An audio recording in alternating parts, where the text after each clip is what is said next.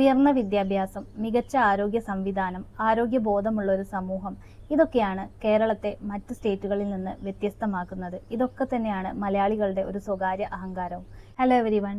15 വയസ്സിനും 25 വയസ്സിനും ഇടയിൽ പ്രായമുള്ള യുവതി യുവാക്കളിൽ ആരോഗ്യത്തിലും സാക്ഷരതയിലും നമ്പർ 1 ആയിട്ടുള്ള നമ്മുടെ കേരളത്തിൽ HIV ബാധ്യത വളരെ കൂടിയിരിക്കുകയാണ്. 2022 മുതൽ 2025 വരെയുള്ള വെറും 3 വർഷത്തെ കണക്കുകൾ പരിശോധിച്ചാൽ നമുക്ക് മനസ്സിലാകുന്ന ഒരു കാര്യം, 9% ഇരുന്ന HIV ബാധിതരുടെ എണ്ണം ഇപ്പോൾ ഉയർന്ന് 15% മുകളിൽ പോയിരിക്കുകയാണ്.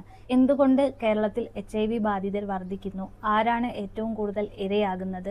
എങ്ങനെ ഇതിൽ നിന്ന് നമുക്കൊരു പ്രിവെൻഷൻ നേടാം എന്നൊക്കെ നമുക്ക് പരിശോധിക്കാം. എന്താണ് HIV എന്ന് ചോദിച്ചാൽ ഒരു വൈറൽ ഇൻഫെക്ഷൻ ആണ്.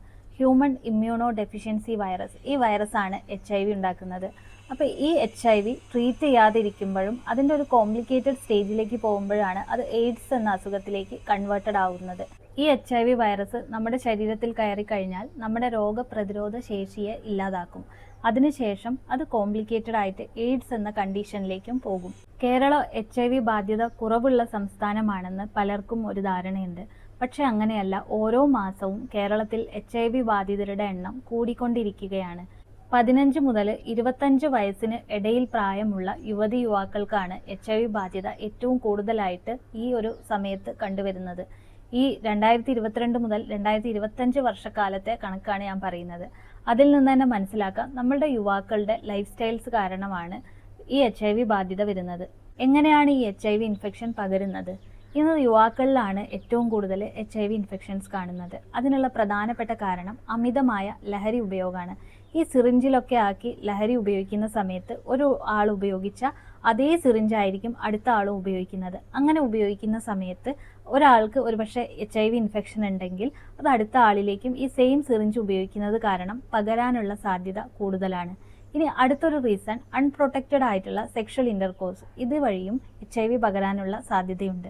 അടുത്തൊരു കാര്യം, ഇന്ന് യുവാക്കളിൽ ഏറ്റവും കൂടുതൽ കണ്ടുവരുന്ന സ്ത്രീ പുരുഷ ഭേദമന്യേ എല്ലാവരും ചെയ്യുന്ന ഒരു കാര്യമാണ് ടാറ്റൂയിങ്. എത്രത്തോളം സുരക്ഷിതമാണ്, സേഫാണ് ഈ ടാറ്റു സെൻറ്റേഴ്സിലൊക്കെ ഉപയോഗിക്കുന്ന പിന്നിങ് മെഷീൻസ് എന്നൊന്നും നമുക്കറിയില്ല. മറ്റൊരു റീസൺ, ഇന്ന് കോമൺ ആയിട്ട് ആളുകൾ ചെയ്യുന്നതാണ് മൂക്കിലും ചെവിയിലും നെറ്റിയിലും ഒക്കെ ഈ പിയേഴ്സിങ് അഥവാ പിന്നിങ് ചെയ്യുന്നത്.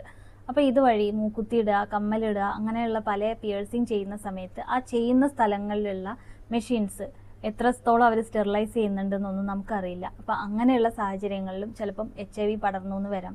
അപ്പോൾ ശ്രദ്ധിക്കുക, ഈ പിയേഴ്സിംഗ് ഒക്കെ ചെയ്യുന്നവരും ടാറ്റു ചെയ്യുന്നവരൊക്കെ പ്രത്യേകം ശ്രദ്ധിക്കുക. അവരിതൊക്കെ പ്രോപ്പറായിട്ട് സ്റ്റെറിലൈസ് ചെയ്യുന്നുണ്ടോ, ഒരാൾക്ക് ഉപയോഗിച്ച് അത് വെച്ചിട്ട് തന്നെയാണോ അടുത്ത ആൾക്ക് ചെയ്യുന്നത് എന്നൊക്കെ നിങ്ങൾ ഉറപ്പ് വരുത്തേണ്ടതാണ്. ഇനി നെക്സ്റ്റ് ഒരു സ്ഥലം എന്ന് പറഞ്ഞാൽ ഫേമസ് ആയിട്ട് എല്ലാവരും പോകുന്ന ബ്യൂട്ടി പാർലറുകളും ബാർബർ ഷോപ്പുകളുമാണ്. അപ്പോൾ ഇവിടുത്തെയൊക്കെയും ഇൻസ്ട്രുമെൻസ് ഒക്കെ നല്ല രീതിയിൽ അവർ സ്റ്റെറിലൈസ് ചെയ്യുന്നുണ്ട്, സാനിറ്റൈസ് ചെയ്യുന്നുണ്ട് എന്നൊക്കെ നിങ്ങൾ ഉറപ്പ് വരുത്തേണ്ടതാണ്. അടുത്തൊരു സ്ഥലം HIV പകരാനുള്ള മെയിൻ സെൻറ്റർ എന്ന് പറഞ്ഞാൽ ഹോസ്പിറ്റൽസ് തന്നെയാണ്. നമുക്ക് തന്നെ അറിയാം, അറിയാതെ രക്തം കയറ്റിപ്പോൾ HIV ഇൻഫെക്ഷൻ വന്നു എന്നൊക്കെ പറഞ്ഞിട്ട് എത്ര ന്യൂസുകൾ നമ്മുടെ കേരളത്തിൽ റിപ്പോർട്ടഡ് ആയിട്ടുണ്ട്.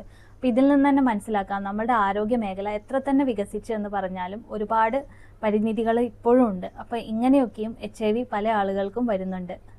പല ഹോസ്പിറ്റലുകളിലെയും പ്രൈവറ്റ് ക്ലിനിക്സിൻ്റെയൊക്കെ സെറ്റപ്പിൽ എത്രത്തോളം സ്റ്റെറിലൈസേഷൻ നടക്കുന്നുണ്ടെന്നൊന്നും നമുക്കറിയില്ല. HIV ബാധിക്കാനുള്ള റീസൺസ് ഇതൊക്കെയാണെങ്കിലും HIV ഒരിക്കലും പകരാത്ത ചില സാഹചര്യങ്ങളുണ്ട്. ഒന്ന്, ഒരുമിച്ചിരുന്ന് സംസാരിച്ചത് കൊണ്ടോ, ഒരേ ടോയ്ലറ്റ് യൂസ് ചെയ്തത് കൊണ്ടോ, ഒന്ന് ഷെയ്ക്ക് ഹാൻഡ് കൊടുത്തോണ്ടോ, ഒരേ ഭക്ഷണം ഷെയർ ചെയ്ത് കഴിച്ചാലൊന്നും HIV വരാൻ പോകുന്നില്ല. അതുകൊണ്ട് HIV ബാധിച്ച ഒരാളെ നമ്മൾ സമൂഹത്തിൽ നിന്ന് അകറ്റി നിർത്തേണ്ട ഒരാവശ്യവുമില്ല. പക്ഷേ നമ്മളൊന്ന് കരുതിയിരിക്കണം എന്ന് മാത്രം. ഇനി ഒരു പ്രധാനപ്പെട്ട കാര്യം പറയാം.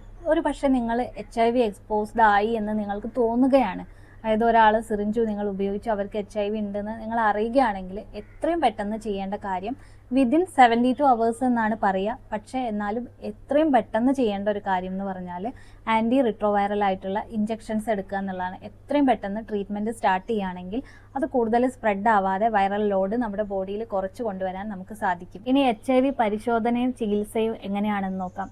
എല്ലാ ഗവൺമെൻറ് ഹോസ്പിറ്റലിലും ഫ്രീ ആയിട്ട് തന്നെ HIV പരിശോധന നടത്തുന്നുണ്ട്. അതുകൂടാതെ HIV ബാധിച്ച ഒരാളാണെങ്കിൽ ART ട്രീറ്റ്മെൻറ്റ്സ് ഗവൺമെൻറ് ഹോസ്പിറ്റലിൽ നൽകുന്നുണ്ട്, അതും സൗജന്യമായിട്ട് തന്നെ. നിങ്ങൾ HIV ബാധിതരാണെങ്കിൽ നിങ്ങൾക്ക് ആൻറ്റി റിട്രോവൈറൽ തെറാപ്പിയാണ് ഹോസ്പിറ്റലിൽ നിന്ന് ലഭിക്കുക. അപ്പോൾ ഇങ്ങനെ ഈ തെറാപ്പി ചെയ്യുന്ന സമയത്ത് നമ്മുടെ വൈറൽ ലോഡ് കുറഞ്ഞു വരികയും അങ്ങനെ HIV സിംറ്റംസ് കുറയുകയും ചെയ്യും. എങ്ങനെ HIV തടയാം? മൾട്ടിപ്പിൾ പാർട്ട്നേഴ്സ് ഇല്ലാത്തതാണ് ഏറ്റവും നല്ലത്. രണ്ടാമത്തെ കാര്യം സേഫ് സെക്ഷൽ ഇൻ്റർകോഴ്സ്. മൂന്നാമത്തെ കാര്യം ഇഞ്ചക്ഷൻ നീഡിൽസ് ഒരിക്കലും ഷെയർ ചെയ്യാതിരിക്കുക. നാലാമത്തെ കാര്യം ഹോസ്പിറ്റലിലൊക്കെ പോയി കഴിഞ്ഞാൽ അവിടെ സ്റ്റെറിലൈസേഷൻ പ്രോപ്പറായിട്ട് നടക്കുന്നുണ്ടെന്ന് നിങ്ങൾ തന്നെ നോക്കിയിട്ട് ഉറപ്പുവരുത്തുക. കാരണം എത്ര തന്നെ സേഫ്റ്റി പറഞ്ഞാലും ഒരുപക്ഷെ ഹോസ്പിറ്റലിലൊക്കെ സ്റ്റെറിലൈസേഷൻ പ്രോപ്പറായിട്ട് നടക്കണമെന്നില്ല. അധികമായി പേഷ്യൻ്റ് ലോഡൊക്കെ വരുന്ന സമയത്ത് നമുക്കറിയില്ല അവരെത്രത്തോളം സ്റ്റെറിലൈസ് ചെയ്യുന്നുണ്ട് ഇൻസ്ട്രുമെൻറ്റ്സ് ഒന്നുമെന്ന്. ഇനി അടുത്ത കാര്യം ടാറ്റു ചെയ്യുമ്പോഴും പിയേഴ്സിങ് ചെയ്യുമ്പോഴും ഹെയർ കട്ട് ചെയ്യുമ്പോഴും ബ്യൂട്ടി പാർലറിൽ പോകുമ്പോഴൊക്കെ ശ്രദ്ധിക്കുക. ഒരാൾക്ക് ഉപയോഗിച്ച സാധനങ്ങൾ ബാക്കിയുള്ള ആളുകൾക്ക് ഉപയോഗിക്കാതിരിക്കാൻ വേണ്ടിയിട്ട് ശ്രദ്ധിക്കാൻ അവരോട് നിങ്ങൾ തന്നെ പറഞ്ഞ് ഉറപ്പുവരുത്തേണ്ടതാണ്. ഓർക്കുക, HIV പകരാൻ പല പല മാർഗങ്ങളാണ്. അപ്പോൾ നമ്മൾ അതിൽ പോയി ചെന്ന് ചാടാതിരിക്കാൻ ശ്രദ്ധിക്കേണ്ടത് വളരെ ഇമ്പോർട്ടൻ്റ് ആണ്.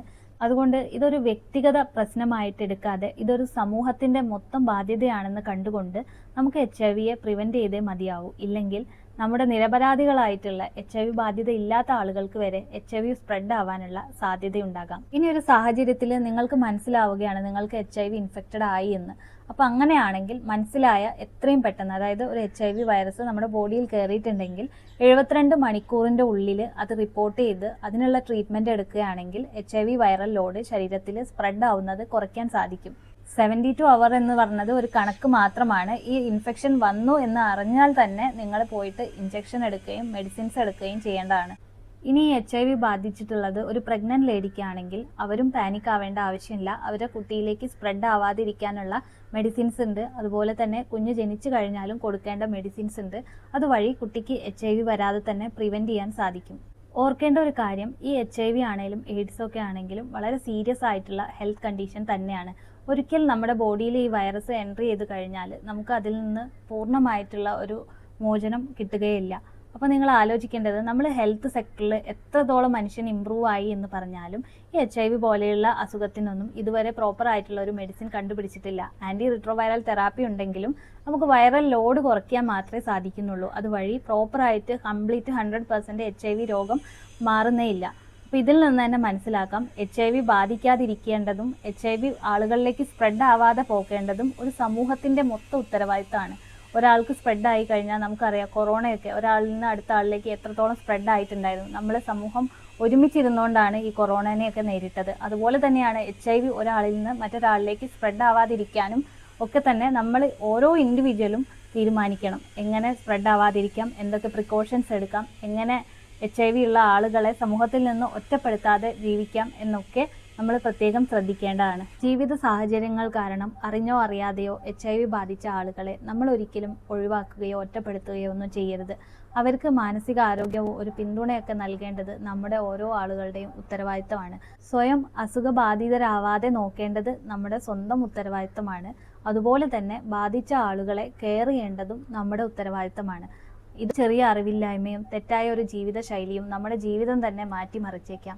യങ് ജനറേഷൻ ടാറ്റൂയിങ്ങിൻ്റെയും പിയേഴ്സിങ്ങിൻ്റെയും ഒക്കെ ഒരു വേൾഡിലാണ്. അപ്പോൾ ടാറ്റു ചെയ്യുമ്പോഴും പിയേഴ്സിങ് ചെയ്യുമ്പോഴൊക്കെ ശ്രദ്ധിക്കുക. ഇത്തരം സെൻറ്ററുകളിൽ നിന്ന് HIV ഇൻഫെക്റ്റഡ് ആവാനുള്ള സാധ്യത വളരെ കൂടുതലാണ്.